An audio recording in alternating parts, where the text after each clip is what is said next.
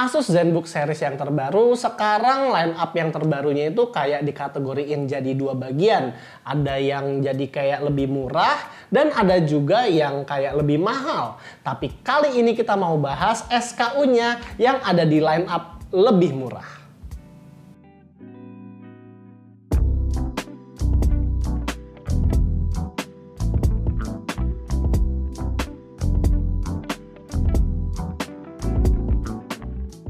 Desain dari ZenBook M3402 ini akhirnya sudah dibuat modern dan lebih kekinian ketimbang Asus ZenBook dulu yang pakai logo Asus di bagian luar. Kali ini logonya adalah logo Asus monogram yang jauh lebih elegan dan lebih keren dibanding yang dulu. Build quality laptop ini juga lebih solid, surface laptopnya terbuat dari aluminium yang ringan, dan juga ini laptop udah tipis banget tapi masih lulus uji military standard MIL STD 810H. Jadi soal build quality, ya ini laptop udah oke banget lah. Membuka hinge laptop ini juga cukup mudah hanya dengan satu tangan, namun karena laptop fitnya ini agak licin, kadang suka kegelincir pas kita lagi buka laptopnya. Hinge laptop ini juga sudah ergo lift, jadi kita melihat typing angle-nya ini lebih landai dan juga ruang buat mengambil udara itu lebih luas dibanding laptop lain. Monitornya sudah menggunakan panel OLED 2.8K Legend milik Asus sekarang, jadi sRGB, Adobe RGB, dan DCI-P3 sudah menyentuh angka 100% dengan brightness yang juga mendekati 400 nits. Nggak hanya itu, monitor ini juga support touchscreen dengan bezel tipis yang hanya merupakan virtual bezel, jadi bukan plastik seperti VivoBook kebanyakan. Kalau keyboardnya dia punya layout yang juga Asus banget dengan tidak adanya patch up dan patch down di sebelah kanan, dan power button yang dibarengi dengan fingerprint scanner. Kalau buat travel ya khasnya ZenBook dan VivoBook yang kemarin-kemarin kita review aja, jadi ini merupakan travel yang cukup standar di kelasannya. Touchpadnya juga sekarang bermodel yang panjang banget begini tapi tetap lebar juga ke atas, jadi touchpadnya ini luas buat navigasinya. Nah, konektivitas port yang dipunya laptop ini juga menurut kita adalah salah satu yang terbaik. Di sebelah kanan ada micro SD card reader, 2 USB 3.2 Gen 2 Type-C yang sekaligus sama charging port, audio combo jack, dan juga ada full HDMI port. Dan buat kalian yang butuh, di sebelah kiri juga ada USB 3.2 Gen 2 Type A, dan ini adalah port yang lama-kelamaan ingin dihilangkan, namun masih banyak banget yang butuh. Oh iya, walaupun kita tadi bilang ini kelengkapan portnya bagus buat laptop yang tipis, namun sayang USB Type-C chargingnya itu hanya ada di satu sisi aja, yang berarti apabila ketemu colokan yang ada di sebelah kiri, itu kabelnya mesti muter.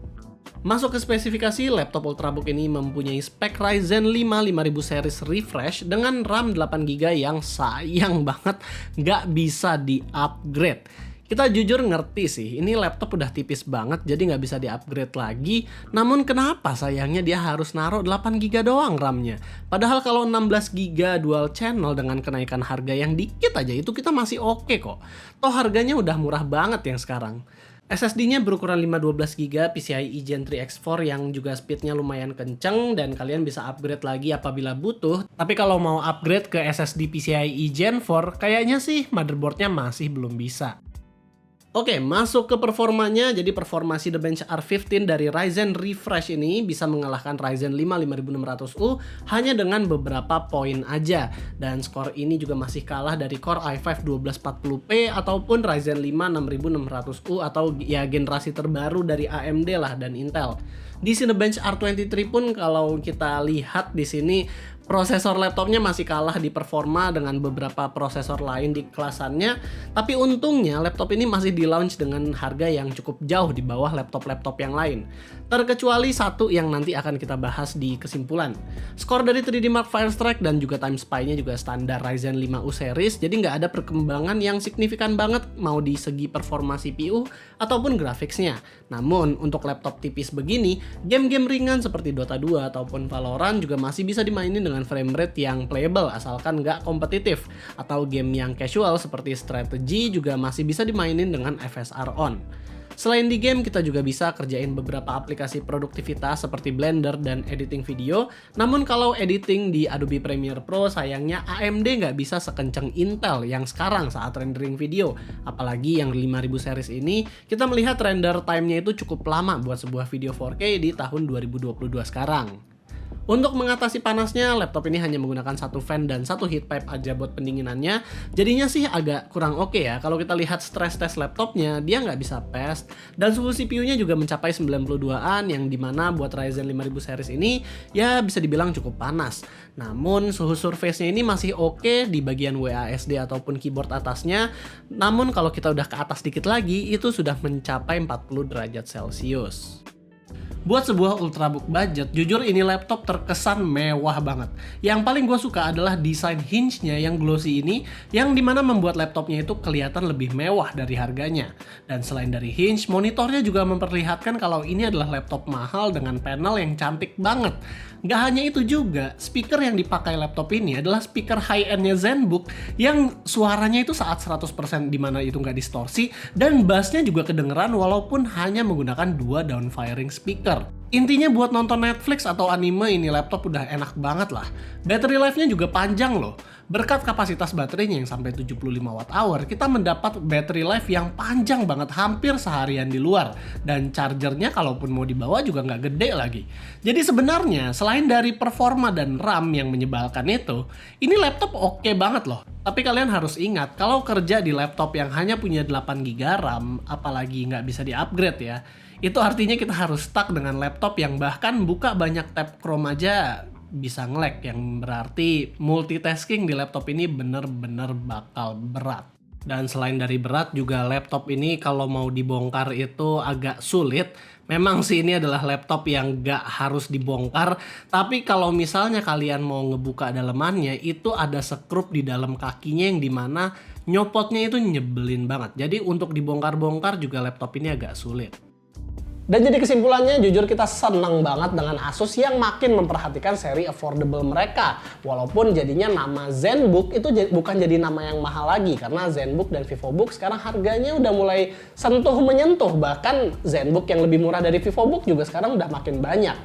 Dan laptop yang bagus ini, yang kita bisa bilang fiturnya lengkap ini, itu harganya cuma 12,8 juta.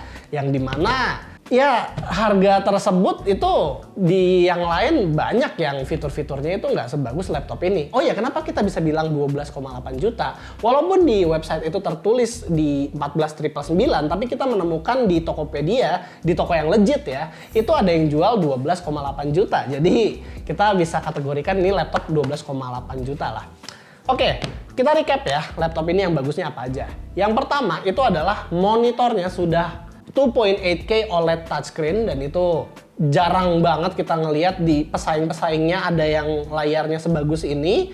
Yang kedua adalah speakernya, yang dimana speakernya itu seperti yang kita bilang tadi, kualitasnya itu bagus banget. Jadi kombinasi dari monitor dan juga speakernya ini itu bisa menjadi combo yang bagus untuk para content creator ataupun content consuming. Terus juga yang ketiga adalah port ya, yang portnya itu USB-C-nya itu udah kencang-kencang dua-duanya, terus juga masih ada full HDMI port, jadi untuk orang yang suka presentasi, ini adalah laptop yang bagus juga, dan USB-A apabila dibutuhkan itu juga masih ada, walaupun sekarang hanya tinggal satu. Terus yang keempat itu adalah battery life-nya. Battery life-nya ini udah 75 Wh, yang dimana kita lihat sebagai laptop budget ini adalah salah satu yang paling gede juga. Dan kalau misalnya kalian juga mau bawa casannya kemana-mana, ini casannya nggak gede-gede banget kok. 65 watt USB-C charging lagi. Jadi kalian bisa pakai charger gallium nitride, mungkin mau beli di mana gitu, atau mau pakai chargernya dia juga, itu juga udah oke. Terus fitur-fitur yang ada di laptop-laptop mahalnya dia itu juga udah ada, seperti fingerprint di dalam power button, terus juga numpad di dalam touchpad, itu juga udah ada. Dan bahannya, build quality-nya ini juga bagus gitu. Jadi kayak ini adalah salah satu laptop yang emang solid banget di harga 12,8 juta. Walaupun memang deal breakernya itu adalah RAM 8GB yang tidak bisa di-upgrade lagi. Karena profesional zaman sekarang itu membutuhkan seenggaknya 16GB RAM lah. Tapi oke, laptop ini juga punya pesaing yang sangat berat di kelasnya, yaitu saudaranya sendiri, Asus ZenBook UX 3402. Bayangin, laptopnya sama persis, monitornya sama, speakernya sama, bodinya sama, baterai kapasitinya sama, pilihan portnya juga sama. Tapi dia pakai Core i5 1240p yang sedari pengalaman kita itu lebih kenceng dan juga lebih efisien daripada Ryzen Refresh ini. Kita agak ragu ya untuk ngerekomendasiin laptop ini, walaupun ya laptop ini masih tetap bagus sih di harganya. Dan kalau misalnya kalian mau butuh lebih juga, yang seri UX3402 itu bahkan ada yang versi 16GB RAM-nya juga di 15 jutaan. Jadi malah jadi pilihan yang lebih baik ya kita lihat daripada laptop ini. Tapi ya gue nggak mau komen terlalu banyak lah, karena ini udah masalah preferensi aja. Intinya ini laptop udah bagus di harganya, tapi kalau kalian mau yang versi Intelnya itu juga ada yang pakai 1240p dan harganya ada yang lebih murah, mungkin juga ada yang setara, tergantung kalian nemu tokonya itu gimana. Jadi ya paling itu aja sih sebenarnya komen kita tentang laptop ini. Kalau kalian suka dengan videonya, jangan lupa untuk kasih kita like, share, dan subscribe. Dan di sini gua Rizky, always stay safe and stay healthy.